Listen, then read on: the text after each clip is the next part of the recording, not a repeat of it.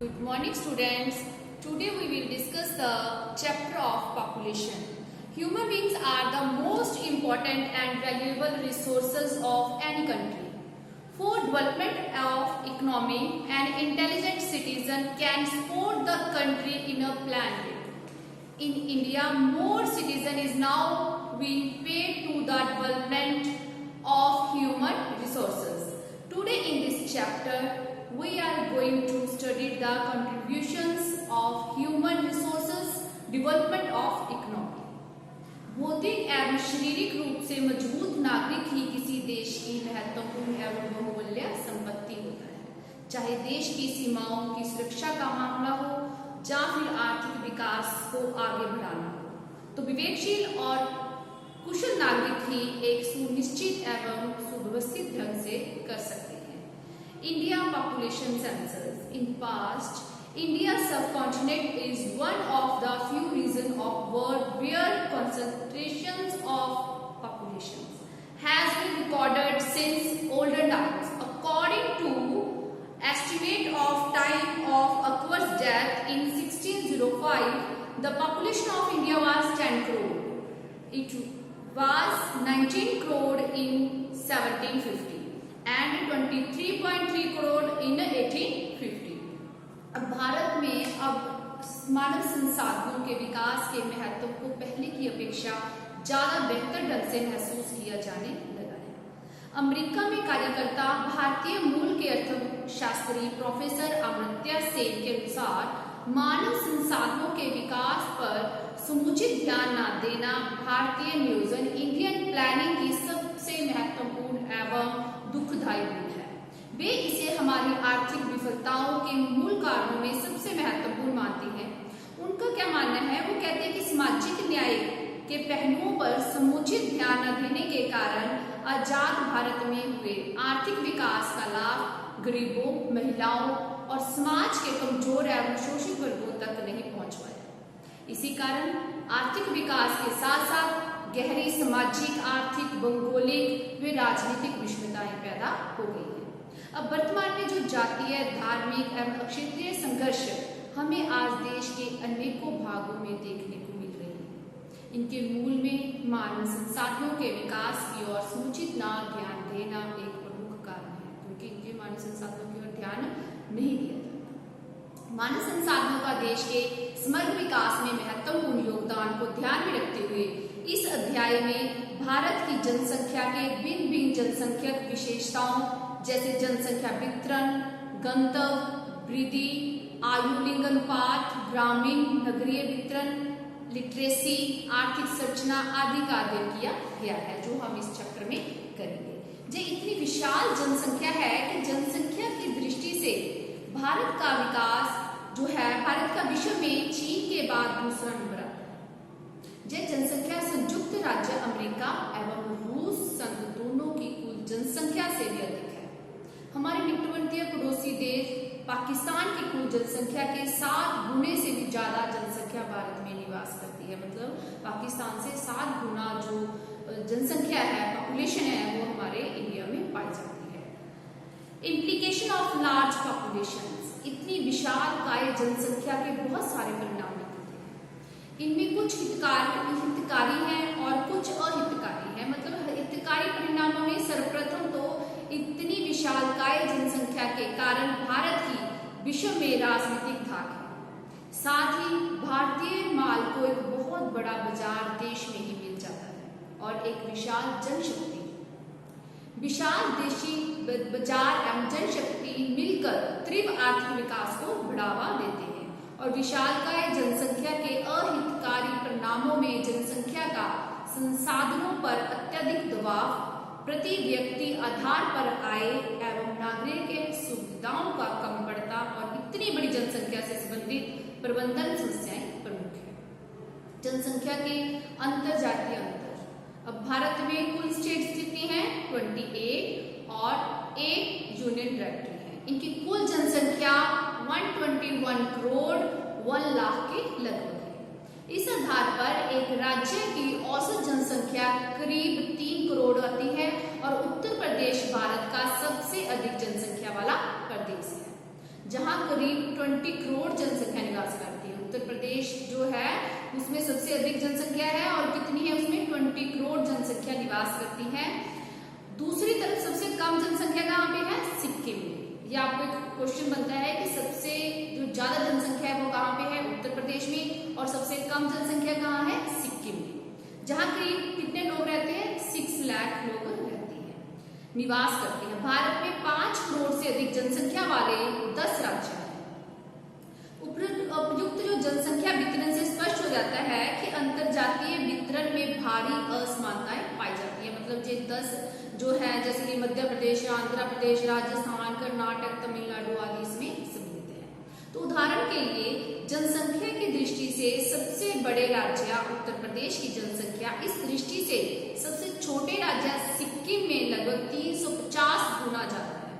क्या आप इतनी विशाल जनसंख्या वितरण असमानताओं के परिणामों का कुछ अंदाजा लगा सकते हो कि इतनी ज्यादा जनसंख्या और इतनी कम जनसंख्या, इसके क्या रिजल्ट है? क्या इस बात का हम एस्टिमेट या अंदाजा लगा सकते हैं?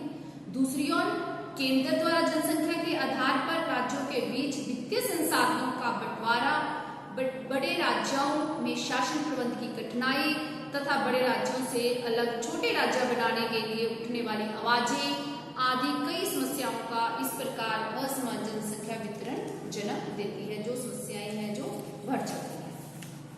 अधिकांश जनसंख्या ग्रामीण क्षेत्रों में बसी हुई है।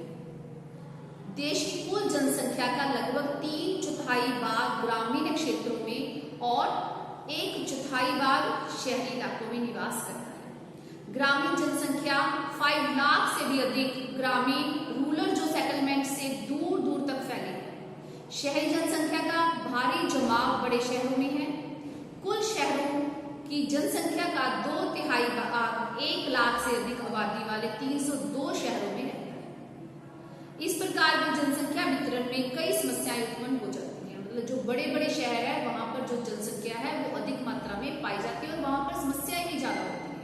तो दूर दूर फैले भिन्न भिन्न आकार की ग्रामीण वस्तुओं का जो बस्तियां हैं, बस्तियों का सड़कों द्वारा आपस में जोड़ने और पास के शहरों के साथ संबंध बनाने, शिक्षा, जल आपूर्ति, सुरक्षा, स्वास्थ्य से संबंधित जो भी मतलब हॉस्पिटल्स खोलने जैसे अनेकों आधारभूत सुविधाएं प्रदान करना न केवल बहुत ही महंगा पड़ता है बल्कि बेहद मुश्किल है।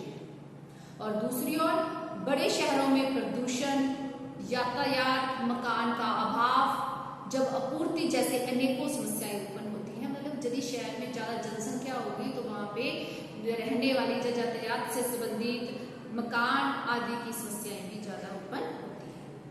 अब जनसंख्या वितरण की एक महत्वपूर्ण विशेषता क्या है कि अल्पसंख्यक सुविधाओं का रणनीति के दृष्टिकोण से अति संवेदनशील एवं महत्वपूर्ण बाहरी सीमा क्षेत्रों में विस्तार है। उदाहरण के लिए उत्तर पश्चिमी भाग में भारत पाक सीमा के पास पंजाब में सिखों और जम्मू कश्मीर में मुसलमानों का बहुमूल्य है। इसी तरह उत्तर पूर्व में चीन व बर्मा सीमाओं के साथ ईसाई के लोगों का जमाव है। जवाब मतलब कि वहां पे ज्यादातर लोग ईसाई धर्म के रहते हैं। इसी तरह के वितरण की अनेकों सामाजिक और आर्थिक एवं राजनीतिक प्रचलित है। एक और तटीय मैदानों एवं नदी की घाटियों में जनसंख्या का भारी जमाव है, तो दूसरी ओर पहाड़ी, पठारी एवं रेगिस्तानी भागों में भी जनसंख्या का वितरण भिन्न है। जनसंख्या वितरण के मानचित्रों को देखने से इन दोनों तरफ के भागों में जनसंख्या वितरण की दृष्टि से जनसंख्यिक विभाजन जैसा लगता है। अब नेक्स्ट क्या है हमारा जनसंख्या घनत्व। भारत की 121.01 करोड़ जनसंख्या 32.8 लाख किलोमीटर क्षेत्र में निवास करती है। इस हिसाब में भारत में जनसंख्या घनत्व 382 प्रति व्यक्ति वर्ग किलोमीटर है, लेकिन प्रादेशिक स्तर पर जनसंख्या घनत्व में भारी अंतर है। जनसंख्या घनत्व बिहार में सबसे अधिक 102 है तो सबसे कम 17 व्यक्ति प्रति वर्ग किलोमीटर। और ये कहाँ पे पाई जाती है? अरुणाचल प्रदेश में पाया जाता है। केंद्र शासित प्रदेशों में यह अंतर और भी ज्यादा। तो ये क्या है हमारा जनसंख्या घनत्व। नेक्स्ट है हमारी जनसंख्या स्ट्रक्चर, पॉपुलेशन क्या कहेंगे हम इसको, स्ट्रक्चर्स। सबसे पहले हम यह जानने की जरूरत है कि किसी देश की जनसंख्या की जो संरचना है, स्ट्रक्चर है, को जानना बहुत अधिक आवश्यक है। सामाजिक एवं आर्थिक नियोजन, सोशल एंड इकोनॉमिक प्लानिंग के लिए किसी भी देश की जनसंख्या के भिन्न भिन्न लक्षणों जैसे age structures, gender compositions, occupation compositions आदि के आंकड़ों की जरूरत पड़ती है। जनसंख्या संरचना के भिन्न भिन्न घटक का देश के आर्थिक विकास से गहरा संबंध है। जहां एक और जनसंख्या संरचना घटक आर्थिक विकास के काफी हद तक प्रभावित होते हैं, यही आर्थिक विकास की प्रगति, ग्रोथ एंड लेवल जो के प्रभाव से अछूते नहीं रह पाते। उदाहरण के लिए, अगर किसी देश की जनसंख्या की आयु संरचना में बच्चे एवं बूढ़े लोगों का प्रतिशत बहुत अधिक है, तो देश को शिक्षा एवं स्वास्थ्य जैसे बुनियादी सुविधाओं पर अधिकाधिक वित्तीय साधनों को खर्च करना पड़ेगा। दूसरी ओर, अगर आयु संरचना का कामगार आयु वर्ग, वर्किंग एज ग्रुप का बोलबाला है, जो देश के आर्थिक विकास में अच्छे और ज्यादा योगदान की आशा की जा सकती है, तो ये कह सकते हैं कि हमारे भारतीय जनसंख्या में आयु, लिंग, आर्थिक संरचना को क्रमशः अध्ययन करेंगे। तो अब क्या है हमारा एज स्ट्रक्चर्स। किसी भी देश या प्रदेश की आयु संरचना का निर्धारण 3 चरणों पर आधारित होता है। कौन कौन से?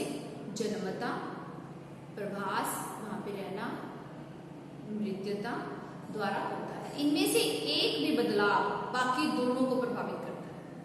यदि जन्म दर बढ़ जाती है और मृत्यु दर जो कम हो जाती है, तब भी इसका प्रभाव पड़ता है। यदि मृत्यु दर बढ़ जाती है और जन्म दर कम हो जाती है, तब भी इसका जो प्रभाव है पड़ता है।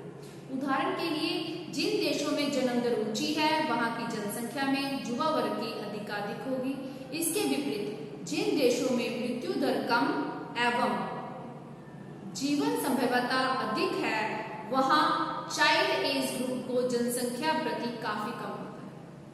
अमीर देशों में बाल्य आयु वर्ग जो 0 से 14 वर्ष की जनसंख्या मात्र 20.5% है, जबकि निर्धन देशों में यह प्रतिशत 35.7%। दूसरी ओर 65 इयर्स एवं उससे अधिक आयु वर्ग में अमीर देशों में 12.7% और निर्धन देशों में मात्र 4.5% जनसंख्या होती है।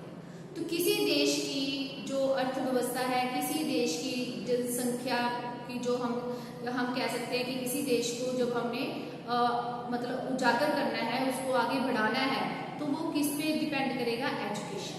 यदि किसी देश की लोगों की एजुकेशन अच्छी होगी तो वहां पर डेवलपमेंट भी ज्यादा अच्छी होगी।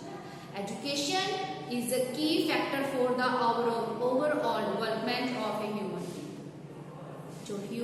जो लोगों की डेवलपमेंट है वो किस पे डिपेंड करती है? Education. In India at the time of independence only 14% of the people were literate. The meaning of literacy is limited the activity of writing and reading of one on name. The percentage of literate population has increased 74.4 in the country by 2011 census, and it was 52.21% in 1991. According to the directive principles in the constitutions of our country, it is the responsibility of the government to provide free education of all children 14 years age. तो 14 साल से जो कम उम्र वाले हैं उनको free education देने की जो है सरकार की रिस्पॉन्सिबिलिटी है। ये एक गवर्नमेंट का प्रिंसिपल है। The population in the country is not only large as crowded to the available resources, but it is also increasing at the very rapid rate. It is not only important to provide food to the people, but also it is important to improve their students of living. For this, great stress is also to be laid on the issues like health, education, social service, social security we enhanced. So it is very important for us to census our environment and limited resources. मतलब किसी देश की जनसंख्या है, यदि उसकी health अच्छी होगी, उसकी एजुकेशन अच्छी होगी वहाँ पे सोशल सर्विस अच्छी होगी, तो वहाँ पर जो जनसंख्या है उसका प्रभाव देश की पर बहुत ही अच्छे से पड़ता है। मतलब कि वहाँ की पॉपुलेशन ही उस पर डिपेंड करती है कि जो देश है वो कितना विकास हो रहा है देश का। तो आज हमने पॉपुलेशन के बारे में पढ़ा। तो पॉपुलेशन से रिलेटेड आपको वेरी शॉर्ट क्वेश्चंस आएंगे जो आपको मतलब उसके गाइड में दिए हुए हैं। आप